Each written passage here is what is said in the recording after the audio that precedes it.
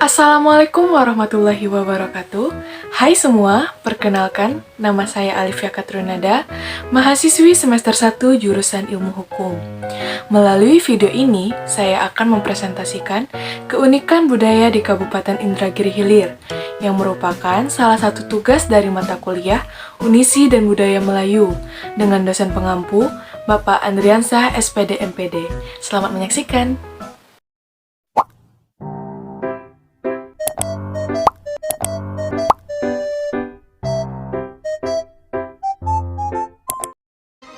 Kabupaten Indragiri Hilir adalah sebuah kabupaten yang terletak di Provinsi Riau dengan ibu kota kabupaten berada di Tembilahan.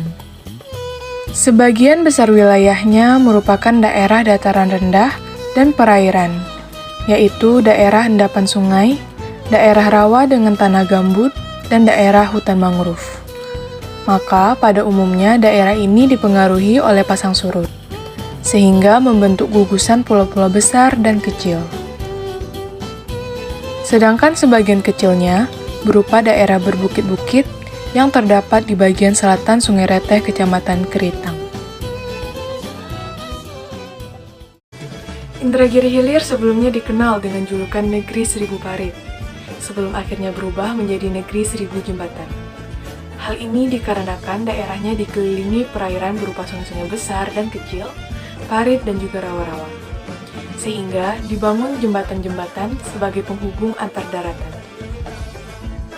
Ungkapan Negeri Seribu Parit juga tak terlepas dari perkebunan kelapa. Nama ini muncul konon akibat banyaknya parit yang sengaja dibuat masyarakat Inhil. Tujuannya yaitu untuk mempermudah petani kelapa mengangkut buah kelapa melewati sungai. Kabupaten berjuluk Negeri Hamparan Kelapa Dunia ini dinobatkan untuk menjadi tuan rumah penyelenggara Festival Kelapa Internasional pada tahun 2017. Hijaunya lahan perkebunan kelapa rakyat terhampar luas dari hulu hingga ke hilir. Barisan pepohonan berjajar rapi di bawah birunya cakrawala. Perkebunan kelapa menjadi sektor unggulan untuk menopang dan menggerakkan roda perekonomian masyarakat hingga daerah. Sehingga, wajar saja kabupaten ini merupakan wujud kecil dari Indonesia. Selain karena geografinya yang terdiri dari dataran rendah dan dataran tinggi, penduduk Kabupaten Indragiri Hilir juga sangat beragam sukunya. Berbagai macam suku mulai dari Melayu, suku Laut Duano, Banjar, Bugis, Jawa, Minang hingga Madura. Perekonomian masyarakat juga beraneka jenis, mulai dari perkebunan, pertanian, perikanan, perdagangan, dan juga jasa. Berikut merupakan beberapa budaya yang ada di Kabupaten Indragiri Hilir. Saat ini saya sedang berada di salah satu lokasi yang masih mengandalkan transportasi sampan leper, tepatnya di ujung jalan Pekan Arba Tembilahan. Yuk kita lihat lebih dekat. Sampan leper adalah sampan yang dikendarai ketika kondisi air pada keadaan surut. Sehingga, untuk mengendarai sampan tersebut harus didayung di atas lumpur. Saat ini, sampan leper dilestarikan menjadi sebuah pertandingan. Pacu sampan leper dahulunya sering digelar di Pekan Arba. Namun, karena terjadi pendangkalan Sungai Batang Tuaka, maka pemerintah setempat memindahkan event ini di kawasan wisata Kuala Gete, Sungai Luar, Kecamatan Batang Tuaka. Gema Muharram merupakan kegiatan budaya dan keagamaan dalam rangka memperingati Tahun Baru Islam, yang puncaknya pada 10 Muharram. Kegiatan yang dilakukan meliputi doa pergantian tahun, puasa sunnah tanggal 9 dan 10 Muharram, tausiah, dan berbagai perlombaan bernuansa islami, seperti lomba pembacaan sholawat nariyah, syair ibarat, puisi religi, maulid habsi, dan pertunjukan teater religi. Pada acara puncak, yakni 10 Muharram, ribuan masyarakat berkumpul di lapangan Gajah Mada untuk berbuka puasa bersama dan makan bubur Asyura sembari mendengarkan tausiah.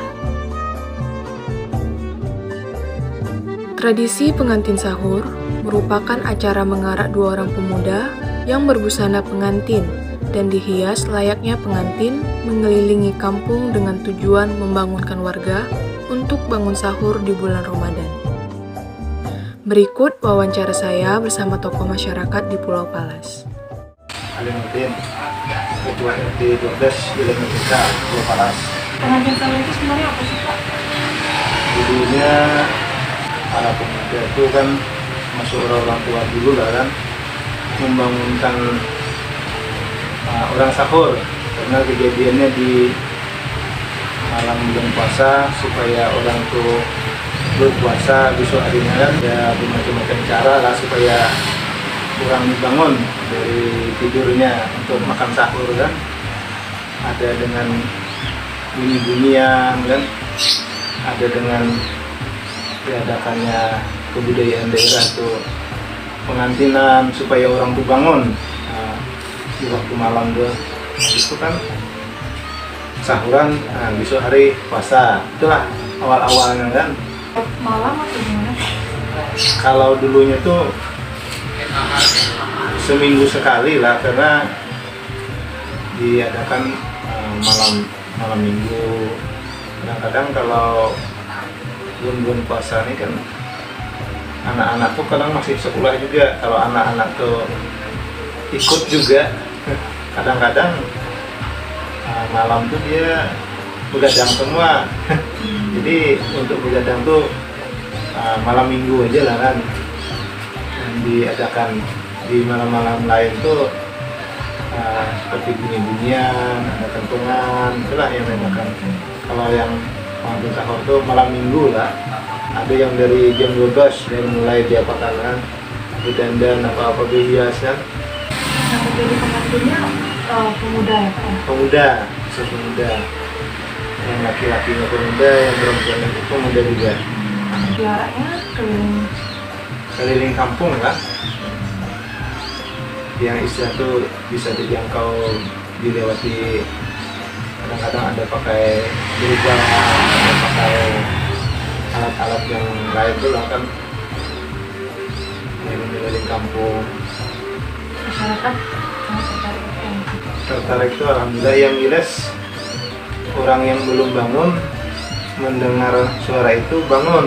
Nah, habis bangun itu kan makan sahur. Nah, itulah. Suku Duanu merupakan suku laut yang ada di Kabupaten Indragiri Hilir. Salah satu budaya dari suku Duanu adalah menongkah kerang.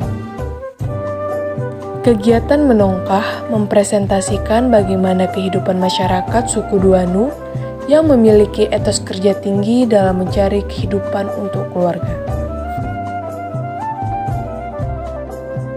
Ziarah makam dan acara haul Tuan Guru Sapat, yakni Syekh Abdurrahman Siddiq, seorang mufti kerajaan Indragiri, menjadi salah satu budaya yang masih dilestarikan. Acara tersebut dihadiri oleh ribuan jemaah dari berbagai pelosok Nusantara. Bahkan dari negeri tetangga seperti Malaysia, Singapura, dan Brunei Darussalam turut hadir. Salah satu kerajinan yang ada di Indragiri Hilir adalah batik. Batik Indragiri Hilir merupakan usaha menelusuri batik yang berlambang pada masa kejayaan Kerajaan Melayu. Kabupaten Indragiri Hilir merupakan kabupaten yang memiliki lahan kebun kelapa terluas di Indonesia. Sehingga banyak ragam corak batik yang terinspirasi dari kelapa. Keindahan warna dan kekayaan budaya Melayu menjadikan setiap sentuhan corak batik Inhil terlihat berbeda. Budaya, tradisi, dan komoditi Kabupaten Indragiri Hilir terdapat dalam goresan-goresan corak batik. Berikut wawancara saya bersama pengrajin batik Sri Tanjung. Nama saya Haji Sumarno, pengrajin batik Inhil yang memiliki khas corak Melayu. Tahun 2010 saya ikut pelatihan ke Jogja. Di situ ada 5 orang dan salah satunya adalah saya. Jadi di situ dilatih di Balai Besar Batik Jogja. Jadi tahun 2010 itu mulai saya menekuni usaha batik. Apa sih ciri khas dari batik itu? Pada dasarnya semua batik itu proses kerjanya sama. Kerajinan batik ya, maksudnya dia menggunakan lilin atau malam sebagai perintah warna dan macam-macam pewarnaan. Cuma yang membedakan menjadi ciri khas itu masing-masing daerah itu biasanya coraknya. Dan kita kebetulan Batik Nihil mengangkat corak yang ada di Indragiri Hilir, yaitu komoditinya biasanya kita angkat kelapa, gedung kelapa, terus fauna yang ada di Nihil seperti ketam, Yudanggala, dan juga sagu manda. Pokoknya kita ekspor semua yang ada di Nihil yang tidak sempat dikenalkan melalui media apapun, kita coba torehkan di batik. Untuk warna sendiri apakah ada makna tersendiri Pak? Iya, untuk pemilihan warna kita cenderung memakai warna-warna dengan khas Melayu, yaitu merah, kuning, hijau. Jadi warna-warna tersebut selalu kita masukkan di unsur batik kita, yang melambangkan kuning itu kejayaan, merah keberanian, hijau itu kesuburan.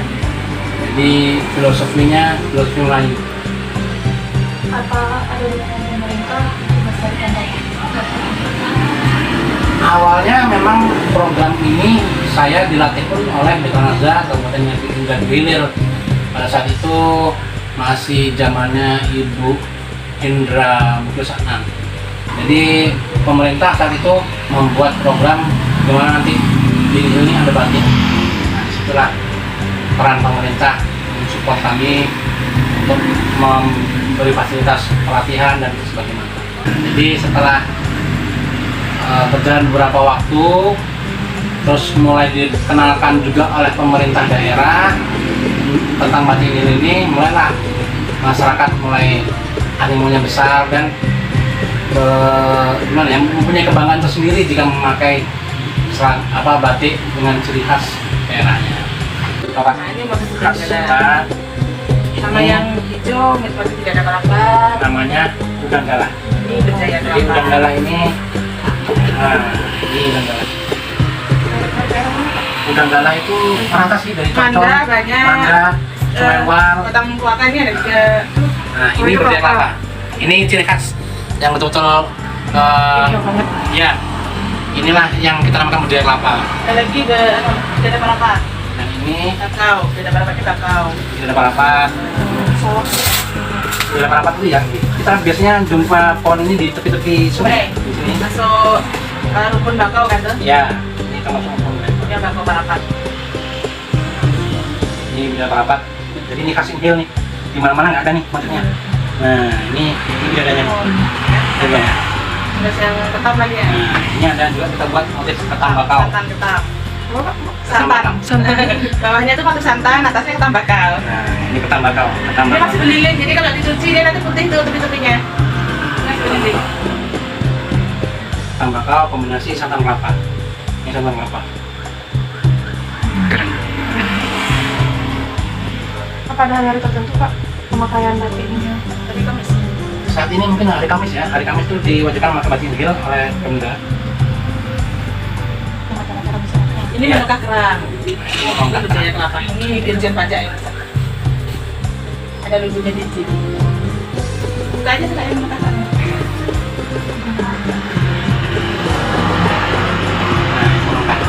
Nongka itu budayanya suku Duanu ya. Jadi itu khas banget Nihil tuh. Ada juga kita motif sampan netel tapi itu lagi habis. Untuk kisaran harganya Pak? Untuk yang harga kita 200 untuk bahan primis dan untuk bahan katon sutra itu 350 dan untuk sutra murni itu kisaran 1 juta per 2 meter. Bidang kain kita 115 cm. Jadi kita juga mengadakan pakaian seragam seperti ini seragam nih. Ini seragam dari instansi di Nihil. Udah mulai animo masyarakatnya udah mulai bagus nih untuk memakai batik. Untuk proses pengerjaannya sendiri memakan waktu berapa lama Pak? Untuk proses pengerjaan karena kita kerja bergrup, jadi itu untuk pengerjaan satu kain itu bisa untuk 1 hari 5 kain kita selesaikan. Kalau 5 kain, kalau 1 kain itu pengerjaannya 1 minggu. Ya. Pak, Ini tadi motifnya sama. Beda kain. beda kain, dan ini masih belum diwarna. Nah, di sini masih lilin aja nih. Ini proses pertamanya kita memola, Kalau ini 250 dipola dulu, habis itu kita canting. Ini jadinya setelah dicanting, kita pastikan cantingannya nggak ada yang putus, baru kita warna seperti ini tadi. Materinya sama. Materinya sama. Ada cara penyimpanan khusus nggak Pak? Atau perawatannya? Sebenarnya kalau batik ini penyimpanan khususnya sih nggak ada, cuma pencuciannya ada. Jadi pencuciannya itu kita hindarkan dari deterjen dengan pemutih. Jadi lebih baik pakai itu aja, pakai pelembut saja. Dan jemurnya itu kita heningkan aja, nggak boleh dikena sinar matahari langsung. Itu salah satu cara biar batik kita tetap awet. Mau batik apapun, biasanya kalau sudah perawatannya nggak benar pasti cepat kubas.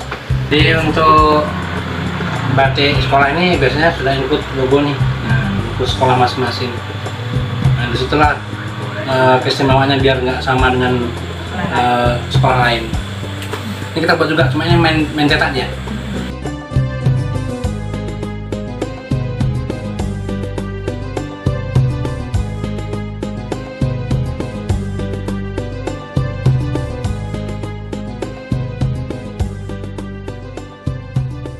Nah, untuk batik Indonesia sendiri, kami sebagai pengrajin mengharapkan generasi muda lebih peduli. Jadi ada generasi dari generasi kami untuk generasi selanjutnya itu lebih mengenal batik dengan ciri khas budayanya sendiri, dengan ciri khas daerahnya sendiri. Jadi kita berusaha mengeksplor bahwa daerah kita juga kaya dan tidak kalah dengan daerah yang lain. Ada beberapa item atau komoditi yang kita nggak bisa kenalkan melalui kerajinan lain, kita coba tuangkan di batik. Jadi harapan saya ke depan pemerintah daerah tetap mensupport dan tetap mengkader generasi muda untuk melanjutkan batik ini. Terima kasih banyak Pak. Sama-sama. Dengan segala keunikan budayanya, sebagai masyarakat Kabupaten Indragiri Hilir, sepatutnya kita bangga dan turut melestarikan budaya agar tetap terjaga dan tak lekas hilang di telan globalisasi. Demikianlah presentasi saya.